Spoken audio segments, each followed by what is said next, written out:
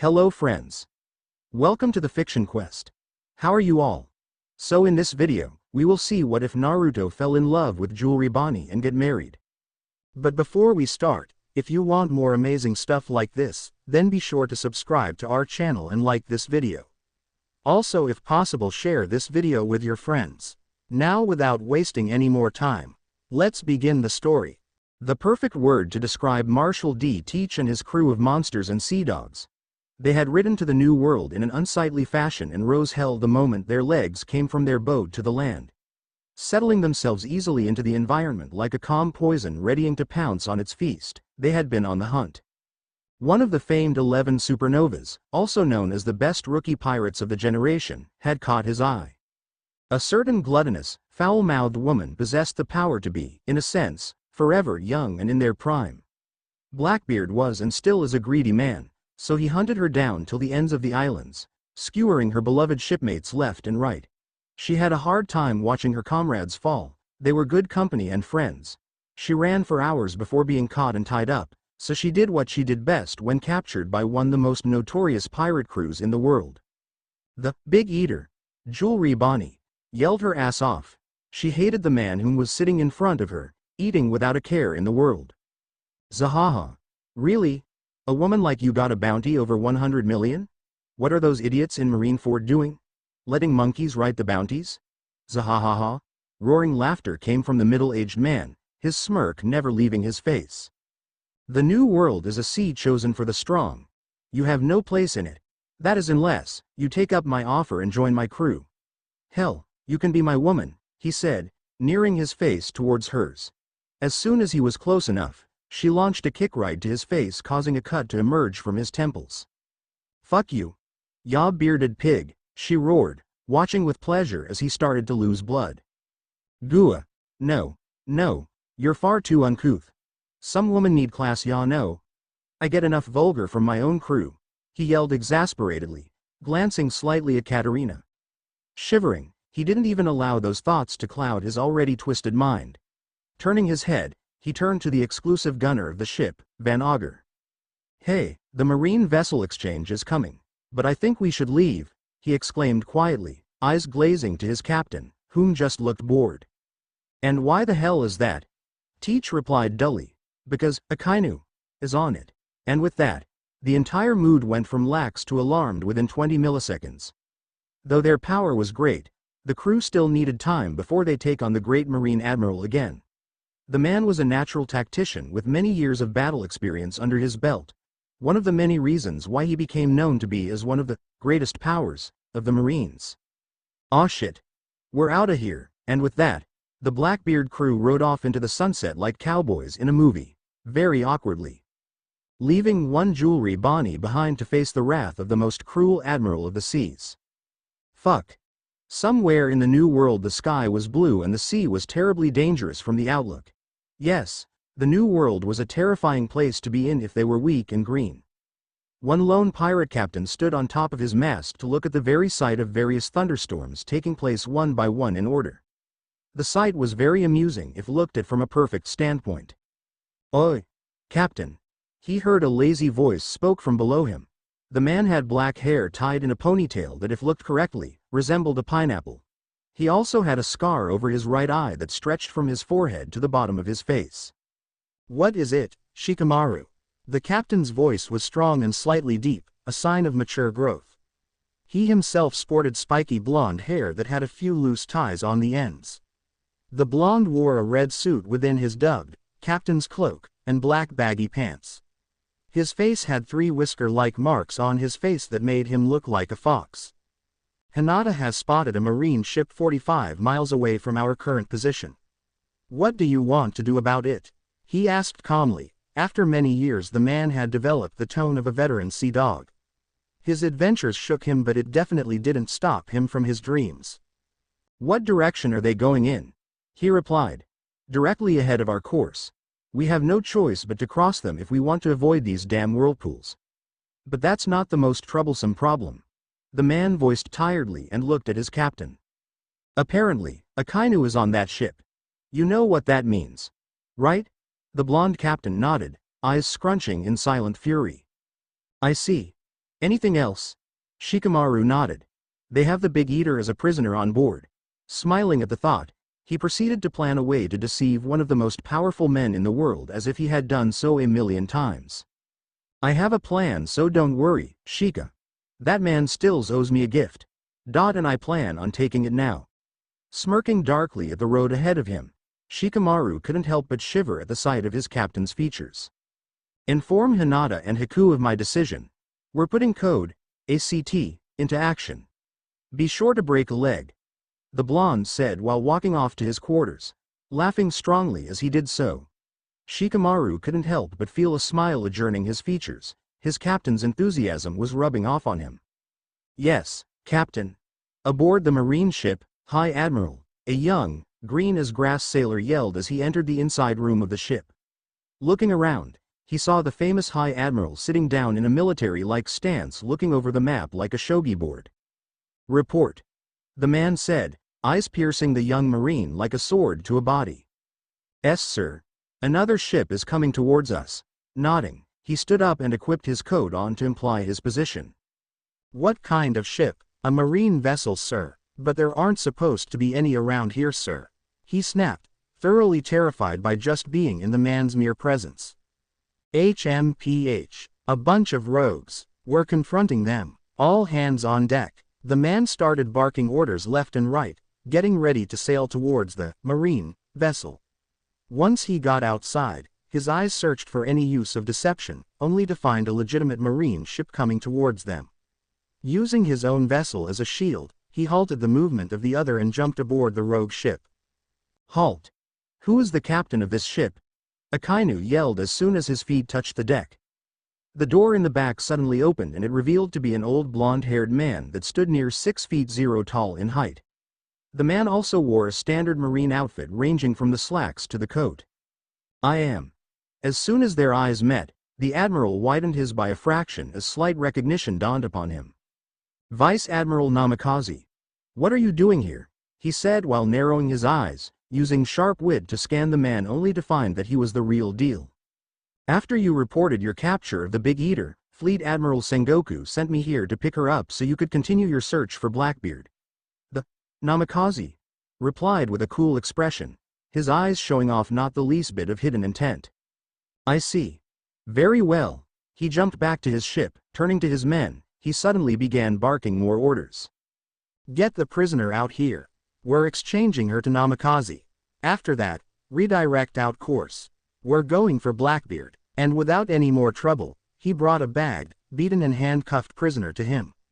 The blonde recognized her clothing and knew that it was indeed jewelry Bonney under there.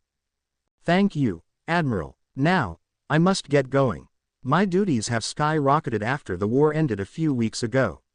Nodding in understanding, Akainu proceeded to leave with his ship into their previous direction. Quote.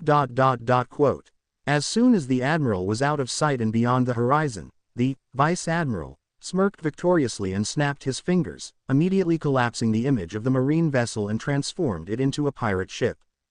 That old fool, his arrogance has cost him another lost against me, he said, looking at the former marine look-alikes. They were now dressed in their usual pirate clothing. How troublesome. What if he decided to use hockey? Shikamaru voiced, looking quite relieved himself. He was not the only one as a long, dark-haired man approached him and sighed. He's right, Captain, that man was no joke. He had a feminine look upon him, but they all knew that he was indeed a man. But the dark blue kimono he was wearing wasn't really helping his gender confusion at all. I'm sure the captain had a reasonable approach in mind. Besides, he's gone now. Right? The other woman spoke with a slight stutter from the side. Her hair was deep blue and her eyes were white with a hint of lavender within her pupils. She wore a loose shirt and an unzipped hoodie on her top with blue baggy pants on the bottom. The blonde waved them off laughing, walking back to his quarters with his cloak flapping in the winds, giving him a look of confidence. Ha ha ha ha. All I did was gamble on the chance that he hasn't changed since I last met him. And I was right, he started, feeling the eyes of his crew watching him. First, know the marine procedures like the back of my hand. As soon as an officer captures a pirate, they must report to their superiors within an hour of the capture via Den Den Mushi. His boss is Sengoku, so I gave him that as a reason. The blonde finished, turning to look at his crew with pride in his eyes. I'll explain the rest some other day. Now, we have a guest upon our ship. Prepare a room for her, Hina. The woman nodded and lifted the unconscious, former prisoner gently. Haku, prepare tea and dinner. Shika, bring me the maps, we're changing courses. Both nodding, they left to fulfill their beloved captain's orders. As for me, I'm hidden the sack like always, he muttered to himself tiredly, lazily wiping his eyes. 15 hours later, Jewelry Bonney was having a terrible month, or so she thought. First, her crew was forced to leave the Sabaody island early due to some idiot knocking out one of the great nobles of the world, causing a chain of events to occur that led to an admiral being called down to deal with the situation personally. Second, she entered the new world in hopes of finding One Piece, only to get shot down within the first week by some retarded bearded pig of a man. This was also a reason for the third, in which her entire crew was now dead at the very same man's hands. And now she had no idea of where the hell she was. Terrible, terrible month. Where the fuck am I? She muttered weakly, eyeing the ceiling with caution. The last thing she remembered was getting tortured for information by Marine soldiers. Sighing, she came to the conclusion that she passed out from her loss of power. Awake, huh? A voice said from where the door was. Bonney widened her eyes and tried to tilt her sore neck in the direction of the voice. She saw a woman with deep blue hair and white eyes smiling softly at her features. Despite that look, the supernova was still cautious. She wasn't so naive as to think that this woman was actually being real with her due to many past experiences. But the hope was still there. Who are you? She tried to yell but was out to a stop as soon as the woman laid her hands on her stomach. The touch was soothing and calm, like her noticeable serene aura. Shish, be still. You're still injured, Hinata said, looking at her with worry laced in her eyes. Bonney saw this and snorted. Please. You're another one of those fucking Marines, aren't you? You can't fool me. There is no way I could have been rescued. She mumbled to herself, causing Hinata to raise a brow. How would you know if you were rescued exactly? Come on. I'm not a former captain because of mere coincidence. The standard Marine battleships don't have a single vessel built out of these types of woods. These are hard to find. She explained softly, her mouth growing tired with each passing word. Hinata giggled and waved her off. I assure you. I know you won't believe me, but my captain managed to, for the lack of a better term, steal you away from the ship you were on. You won't understand at first, but that is his power. Hinata told her. The pink-haired supernova sighed and shook her head, a gesture that meant sleep to her.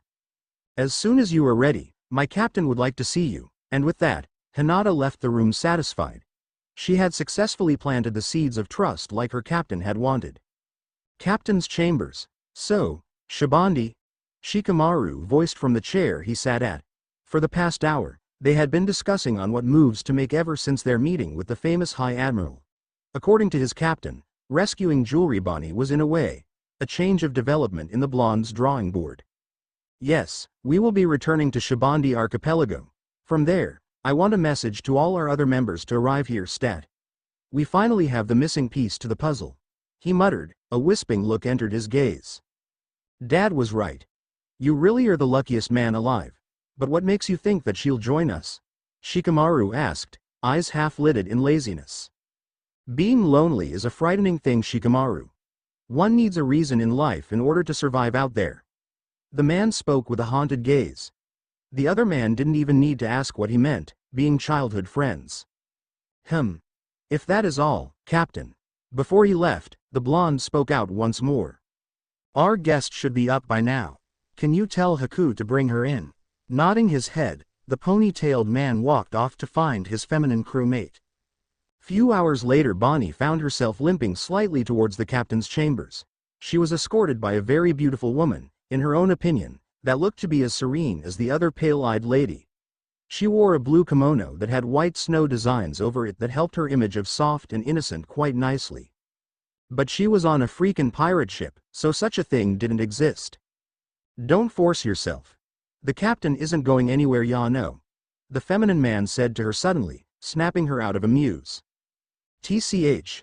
Shouldn't you be dragging me off and forcing me to go there? I know that you guys are pirates. Much to the shock that's still in me. Haku only chuckled and shook his head. Nah, the captain's pretty laid back. And who is this captain of yours exactly? I mean, I am very well informed. I might recognize him. Oh, trust me. When you see him, it won't be too much of a shock, and with that, they approached the door that led to the captain's chambers. And here it is. Well, I'll be going now, and with that, Haku turned and left. Bonney, whom was confused by the reaction, voiced a question.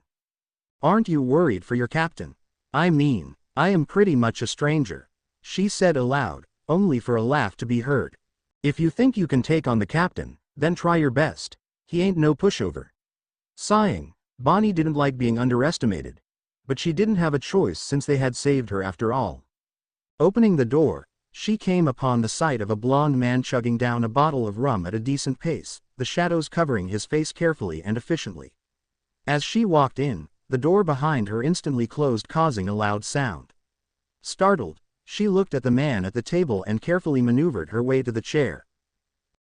Jewelry Bonney? He spoke without turning his head. Yeah, what do you want? Your people told me to come here, she replied rather rudely, though it was probably as best it could get for a pirate such as her. Feeling better, I see. Good, because I'm gonna just cut to the chase. I want you to join my crew. Big Eater, Jewelry Bonney. Her eyes widened slightly at the offer, not really expecting the sudden offer. Chuckling, the blonde stood up and walked to the nearby windows to stare at the sheer hell called the New World. And why the fuck should I join you? Look, I'm grateful that you somehow saved me, but what makes you think I would join you? I don't even know you, not just that. How'd I know that you're really a pirate? Not just anyone can fool a kainu. You'd have to be near or above the level of a shichibukai to do so. She ranted, face showing multiple signs of sorrow and stress.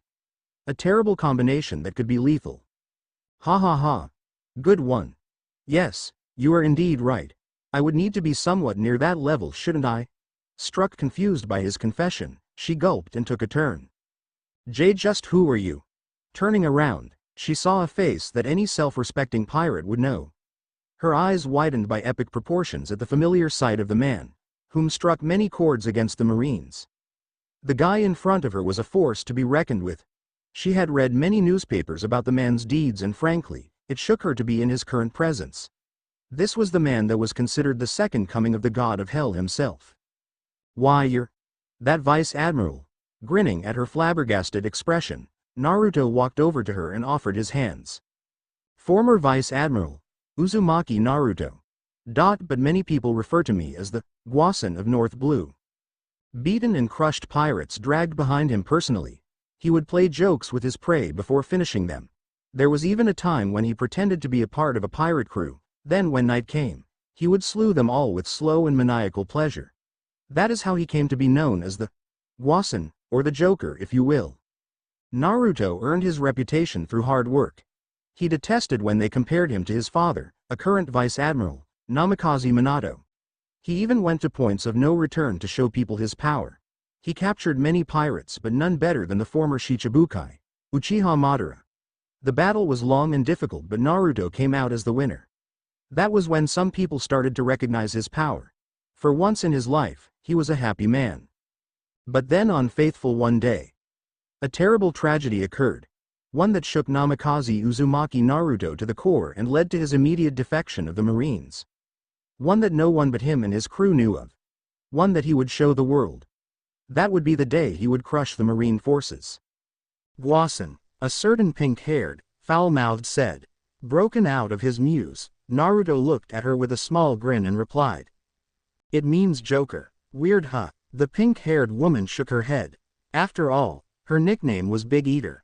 Nah, when you're on the road and meet as many weirdos as I have, it really isn't too weird. The blonde captain chuckled at the smart response and sat back down into his seat. Sit, she did so, not wanting to offend the man. Now, about my offer. I am not going to force you to join, for I am not that kind of human. But if you wish to travel freely once again under my banner, the offer will always be on the table. Naruto started, flashing his fox-like smile at her, almost chuckling when she blushed slightly. It was obvious she was the tomboy type. The woman didn't talk for a moment, seemingly contemplating her choices. She had no crew, No friends and possibly no future. There wasn't much of a choice really. I'll join. I owe you after all. And as a lady pirate, I must repay my department with twice the force. Bonney exclaimed, nodding at the former Marine. Excellent. Let's go meet the crew. A proper introduction is needed after all. Sighing, she stood up and started walking to the door with Naruto following. I was wondering, what would you have done if I declined? Chuckling, he pointed to the side of the ship. See that plank over there? She gulped and nodded, cold sweat running down her forehead at his suspicious gaze. I would have asked you to clean it. The damn thing is so dusty. Wait, did you think I'd make you walk the plank? She didn't respond, but it was obvious to him that she was clearly thinking it. He laughed very loudly. Haha. That is so stereotypical. Who am I, Captain Hook? Not even Sengoku is that old. Laughing hardly once again, the pink-haired woman couldn't help but crack a small chuckle. The man was amusing to talk with. Now come on, I'll introduce ya to the crew. Marijoy. In one of the many offices of the great marine capital, one certain middle-aged blonde man was working his ass off. After the war, he had been working on paperwork with a consistent pace to keep his sanity in check due to the sheer amount of papers. Sighing in dismay, his nerves were really getting to him recently. He hated his current life. The man had no adventure. His wife was currently Mia, missing in action. His son defected from the Corps and he was stressed out of his wit. This man was one of the few marine heroes. Namikaze Manato, the Yellow Flash. I hate my life. He spoke aloud, eliciting a sudden chuckle from the side. Turning his head, he saw the face of another marine hero. Garp the Fist. You too, hey? Sighing, the blonde man nodded. How may I help you, Garp-san? The old man shook his head at the younger man's insistent honorifics. No need for that. I'm just here to visit an old friend and comrade. How's the office life working out for ya?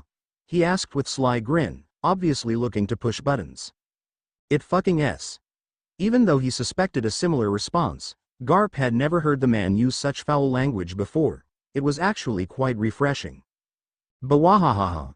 Is that so? Manato wasn't laughing, but he did sigh for what felt like the 100th time that week.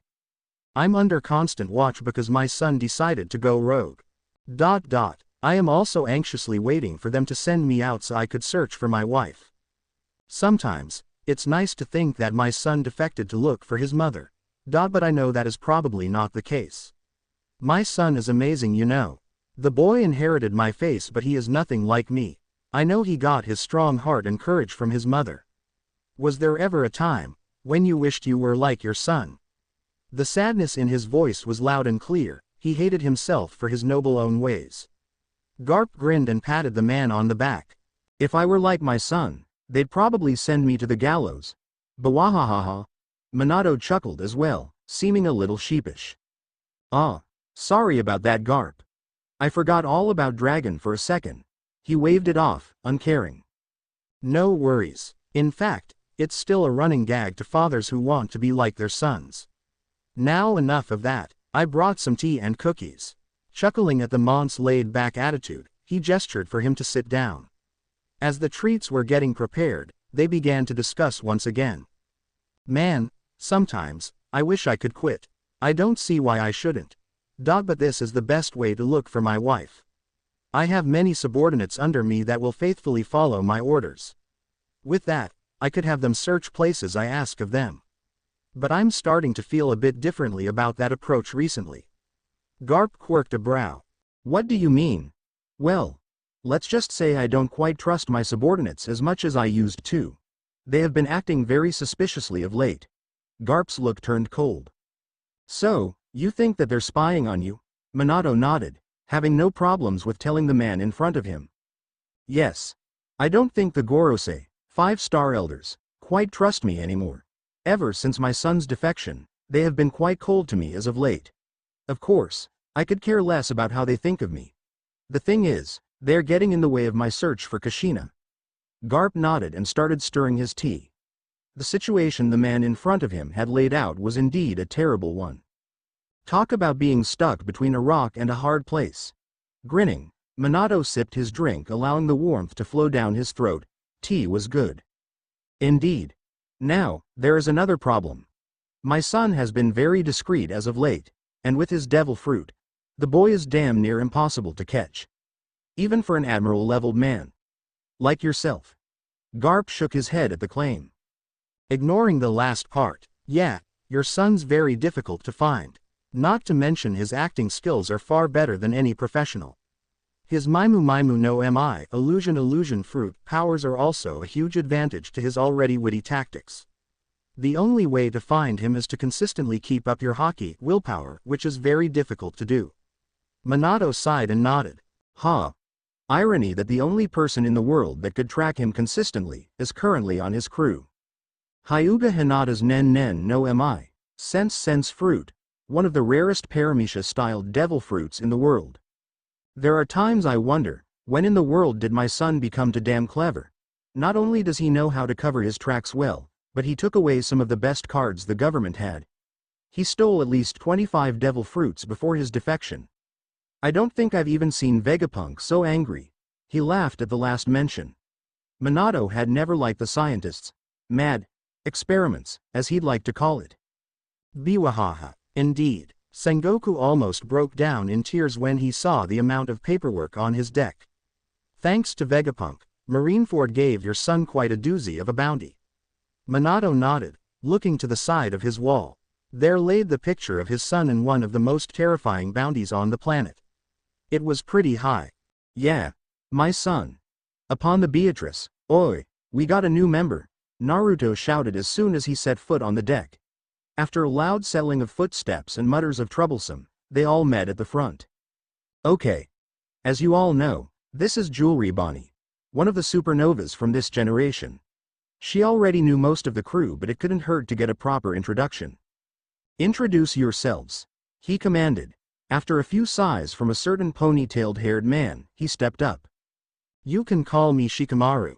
After a half a minute of silence, Naruto grew a bit annoyed by his first mate's vague intro. Hinata and Haku giggled from where they stood, shaking their heads at the first mate's laziness. Shika, likes, dislikes and goals. Naruto grounded out with a forced grin. Said man smirked at his annoyed captain, feeling avenged for being kept up all night working on courses. I like sleeping and I dislike work. My goal is to find the best cloud in the world and sleep on it. Now Bonney couldn't help but sweat drop at the man. In all her life, never would she have expected the famed former vice admiral to have such a lazy-ass first mate. And what was up with his goal? Sighing, Naruto gestured towards Hinata, whom gladly introduced herself. My name is Hyuga Hinata. I enjoy fruits and cinnamon snacks. I like my captain and my crew like a family. My dislikes include the world government. Bonney grinned, sharing her dislike. But then again, what pirate actually liked the government? My goal is to become the best navigator in the world. Nodding at her finish, Naruto immediately glared at his first mate. That's how you properly introduce yourself, ya idiot. Shikamaru laughed at his captain's sudden anger, waving him off like he's done over 1,000,000 times. After sharing a laugh, Haku stepped up. I go by Haku. I may be the doctor of this ship, but I'm no pushover. My swordsmanship was renowned all over West Blue as one of the best on that sea. Of course I'm no match for our crew's exclusive swordswoman. But I'm pretty tough. My likes include my crew and tea. I also share Hinata's dislike.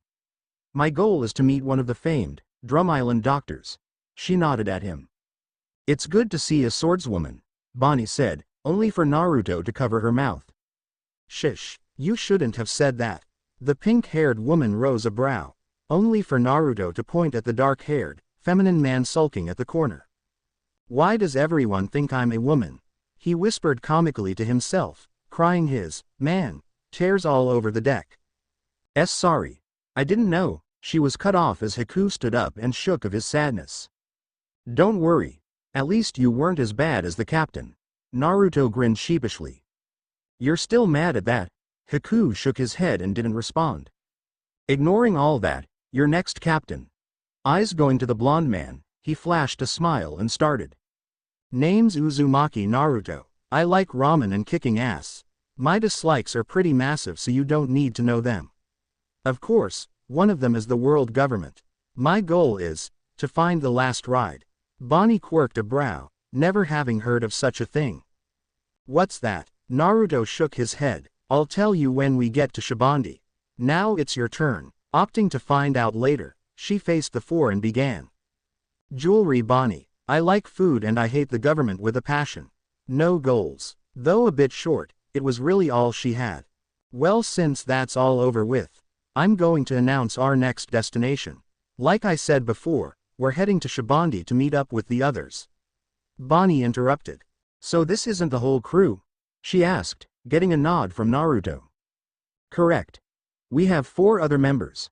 I sent them on an information gathering mission just a few months before rescuing you.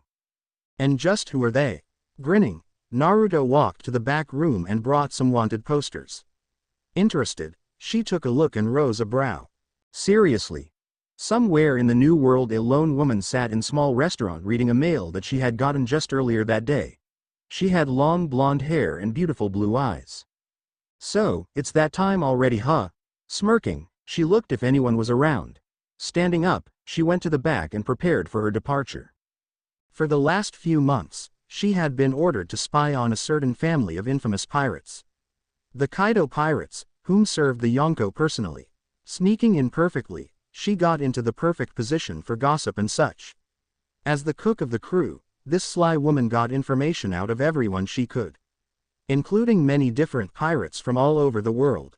Like picking candy from a baby, in her opinion. Now her captain has recalled her. Today was a great day. Now, to set this place to blow before leaving. Elbaf, giant country, Yash, Naruto San has called me back. The yell pierced the skies, scaring all the birds in the distance. As they flew off, the scene revealed to be numerous beaten bodies of giants surrounding the bowl-haired cut man. His eyes were round and puffy, almost as if he were a cartoon. Sorry, everyone, but my captain is calling for my youthfulness. Farewell, my friends. Everyone started to surround him and cry, already missing their little friend. You are welcome here anytime, friend. Lee, unable to hold his fragile emotions, cried as well. Blowing his nose very loudly on his loose white shirt, he then gave them a thumbs-up pose. Thank you for letting me train here, my youthful giant friends. And that night, Lee prepared to return to his captain. For the last few months, his captain had ordered him to gather information. So being the simple-minded man as he was, he decided to go to the famed island of giants. He didn't get much, but he did get much stronger. After the many beating the giants had given him, his skills in martial arts had become powerful. It also improved his haki by milestones.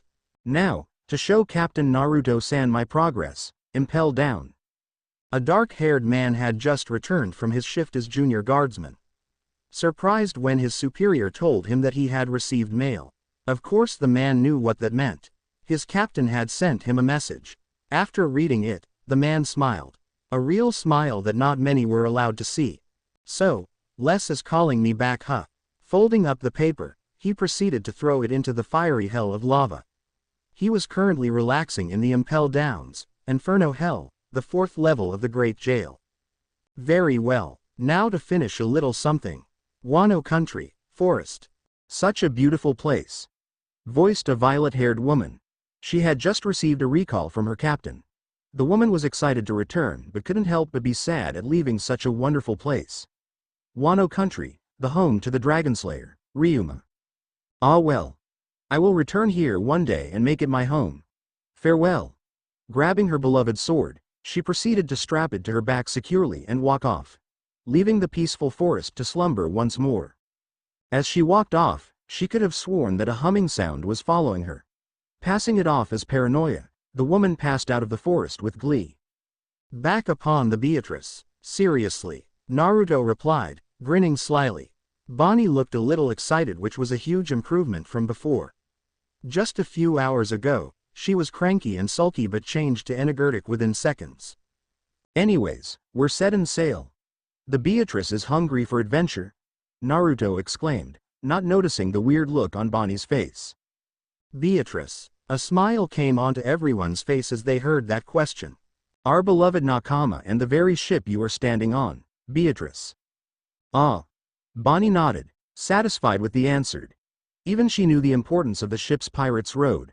Of course, Only a true pirate could understand its importance. She took a good look at the ship and was indeed impressed by it. The design was beautiful. The bowsprit was shaped like royal twin daggers, stretching fiercely to the sea. The ship as a whole was huge. Looking at it again, she was surprised that a mere 4-man crew could run it. The mast sported a logo of a Jolly Roger with whisker marks and a pirate's hat upon it, a sign that spread fear amongst the sea in the north. The sign of the spiral gun pirates. Namikaze Manato was working during the late night hours once again, not once taking a break since his little conversation with Garp had ended the other day. The blonde grinned. The elder man had quit his position for unknown reasons, but Manato couldn't be fooled. He was pretty surprised when the now former fleet admiral joined him in the resigning.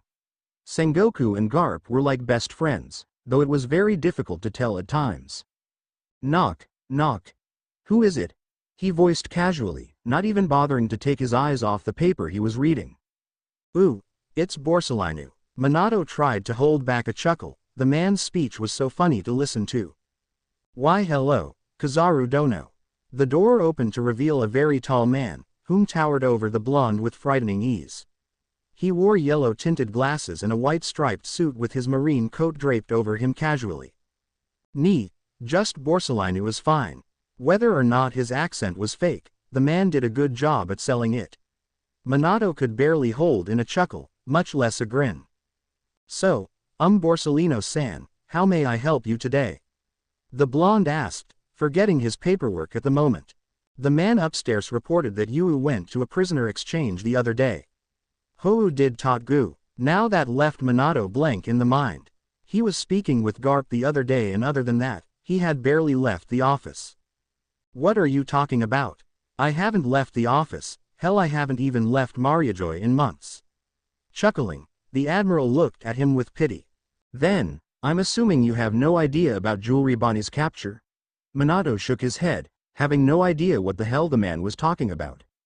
Well, the other day, Akainu said that Yu went to exchange the prisoner and bring her to Impel Down. The vice admiral shook his head, obviously having never been given the order. How odd, he thought to himself, confused by the accusation. The high admiral took a moment to think, before snapping his fingers as if realization dawned on him. He then began shaking his head to himself, then nodded. Manato found it weird how the man seemed to be having an argument within himself, sweat dropping. Impel Down made no report on any prisoners, so I think we may have been fooled.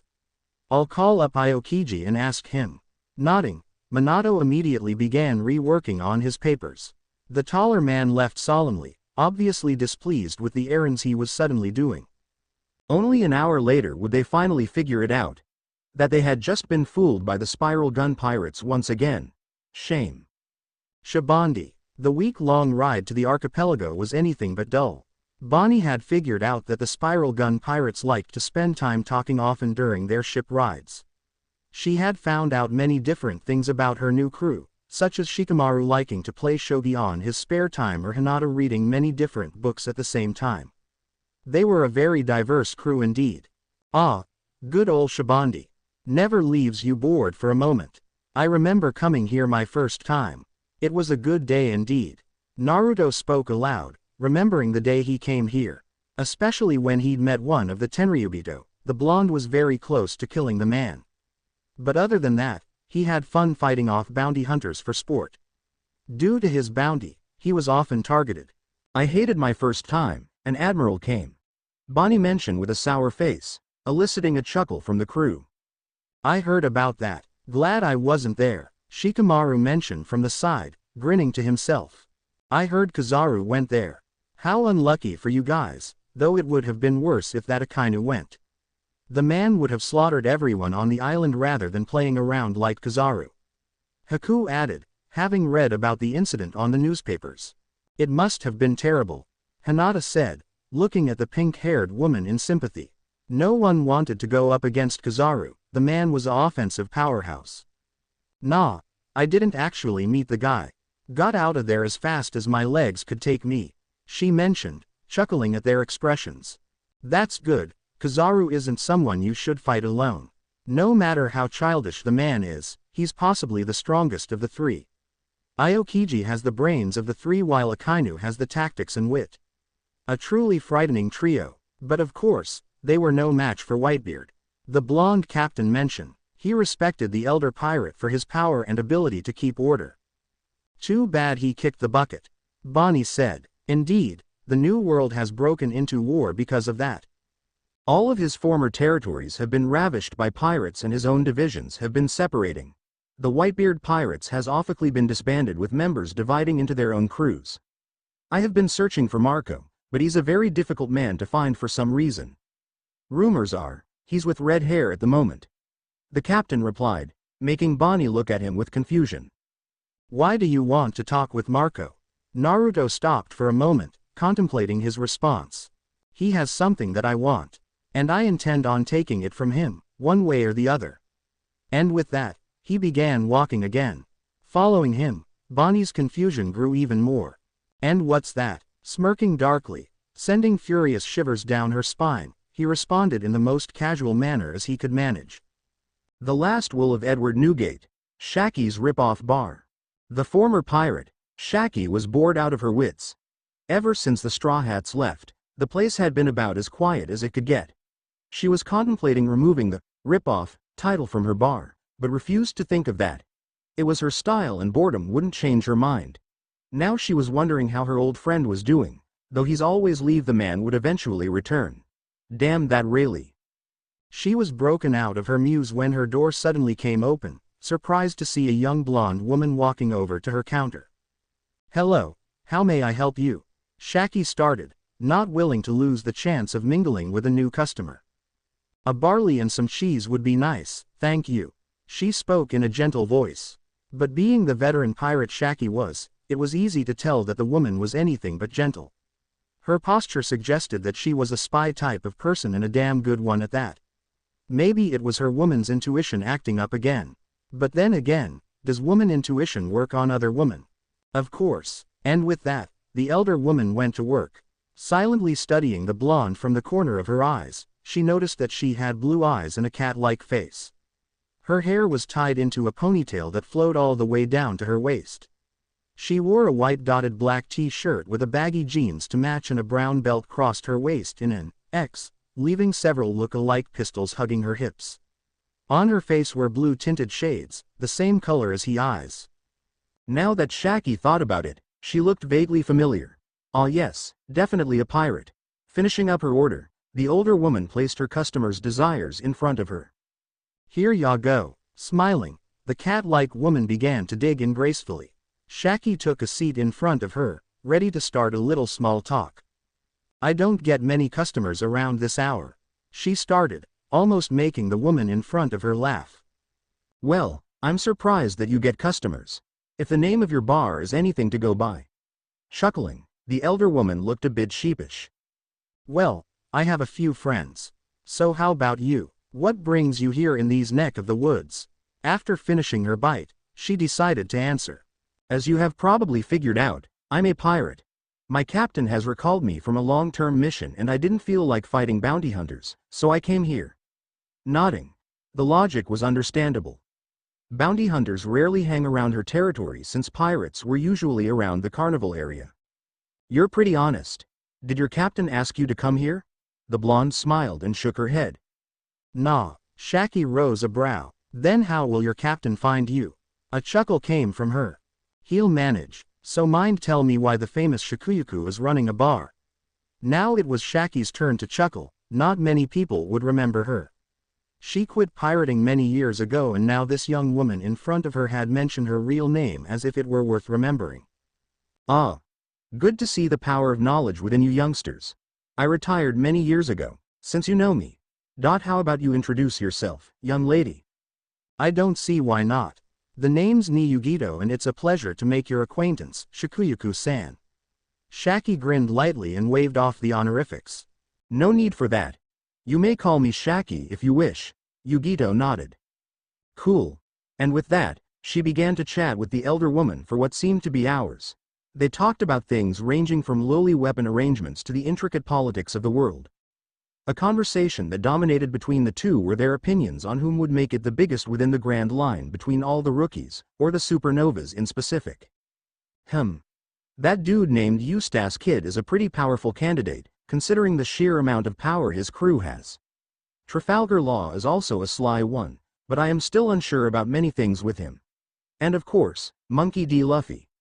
He's been making it big recently, and if his progression continues, then the chances are high that he'll become the next Yonkou, or if he's lucky, Pirate King. Yugito deduced briefly, taking another gulp of her barley. Indeed, Monkey-chan is pretty cool. I met him when he came here with his crew. The kid has loads of potential. Monkey-chan, he must have made quite an impression on you.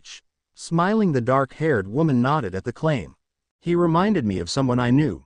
The boy is truly a lover of adventure. Sounds like a pleasant man to hang around with.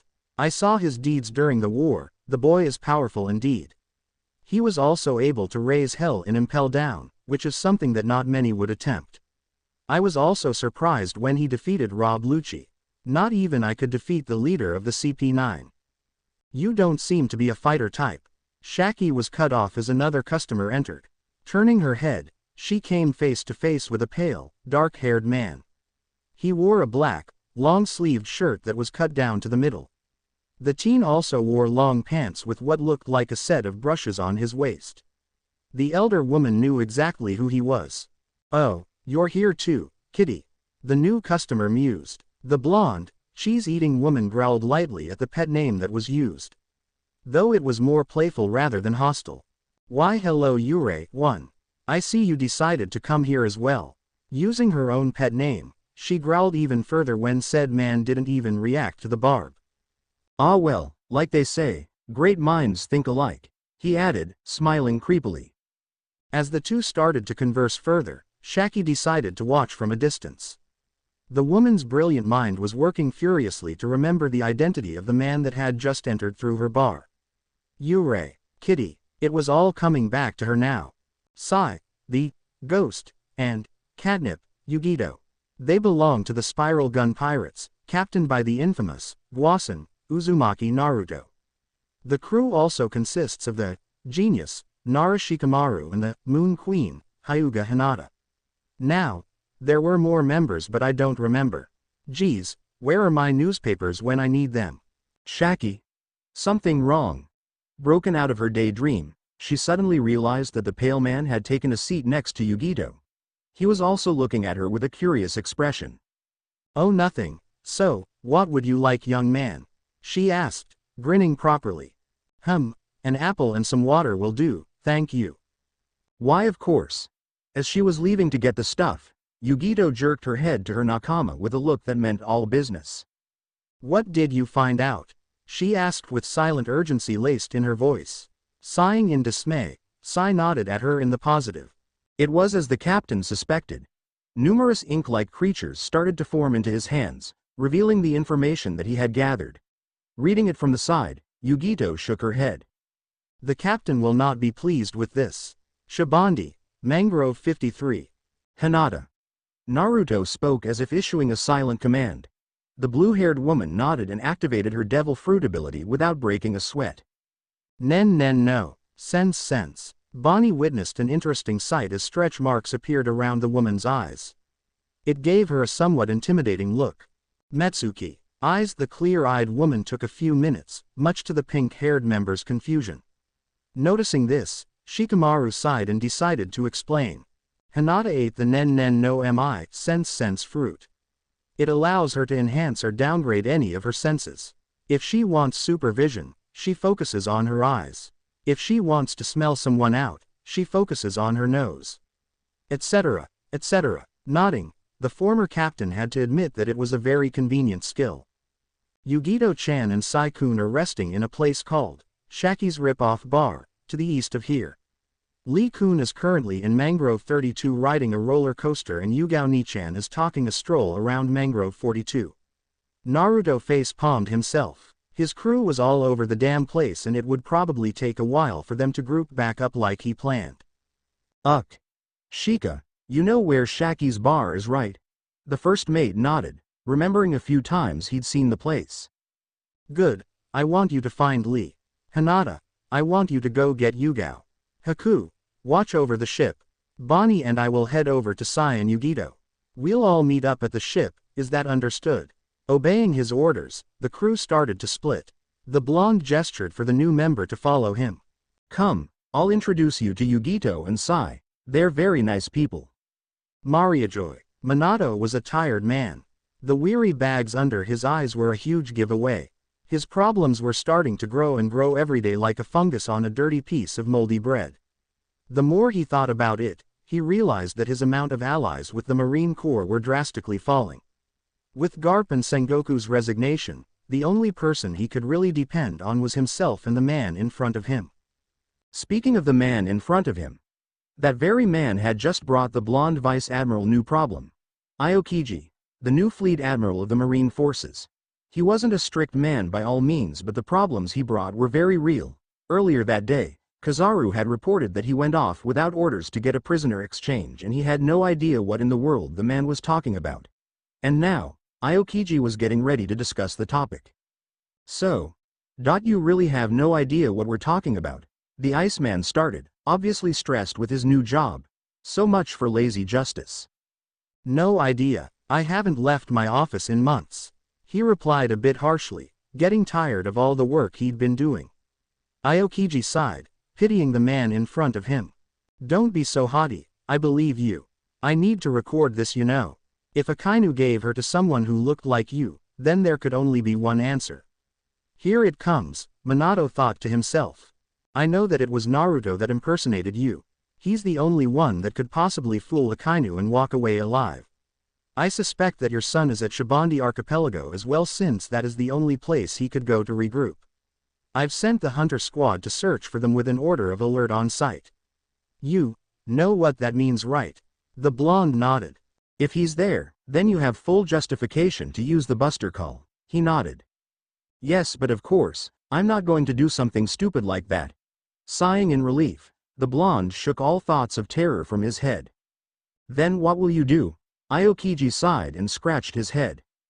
I'm sending you in. Widening his eyes, Manato nearly lashed out at the man in anger. He was ordering him to hunt Dome, his own son. He lost his wife and there was no way in hell was he gonna capture his own flesh and blood. No, that's. He was cut off by the man. Ma, if he's not there then there is nothing to worry about, right? He asked first. Manato glared at him. You know he's there. Damn it, he's my son Kuzan.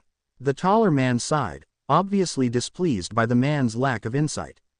Standing up, he placed his marine vest upon his shoulders.